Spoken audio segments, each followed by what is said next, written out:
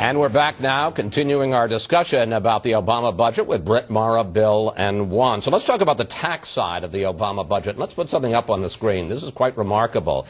When you add up all the tax increases the president is proposing, it comes to an extra $1 trillion over the next 10 years. But in his budget message, the president is making no apologies for this massive redistribution of wealth. He says there is something wrong when we allow the playing field to be tilted so far in the favor of so few. Britt, I have a feeling that makes your teeth hurt. Well, it's just so dishonest because the top, 2% of taxpayers in this country pay something on the order of 40% of the taxes already. The top 5% pay 60% of the taxes already, income taxes.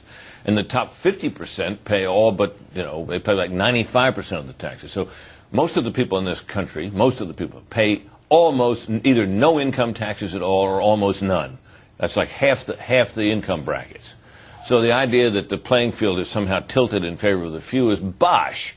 And the idea that you're going to be able to squeeze out of the rich who will move their money around and invest in such a way to avoid it as much as they can, this much money in tax receipts is crazy. There's only one way to get a big gusher of tax receipts out of the wealthy and everybody else, and that is with an extraordinarily booming economy. And normally what happens is you get that when tax rates, which he proposes to allow to increase here, go down, not up. Let me give you an alternative point of view. An alternative point of view is that 40% that you're talking about, those people earn about half of all the money that's earned in America. They're blessed to be in this country and to have the opportunities, and why shouldn't they be responsible and pay their fair share of taxes? Juan, let me ask you a question, because this is the part of that budget message that bothered me. He said there's something wrong when we allow the government is allowing and deciding whether or not people keep their money or not? No, wait a second. There were tax breaks put in place under Republican administrations. Tax breaks. Tax breaks, I keep repeating. Money. It's all our money, but we have a country. We have a country. Don't we have a United States of America that we all want? Don't we want airports and air safety? Don't we want police in the streets? We agree with that, but remember this. The share of income taxes paid by the higher income people over the years has not gotten smaller under Republicans. It's gotten larger. And why does that, Britt? Because they're earning more money. Well, I know that, Juan, but the fact of the matter is that's what you want, isn't it? Don't you want?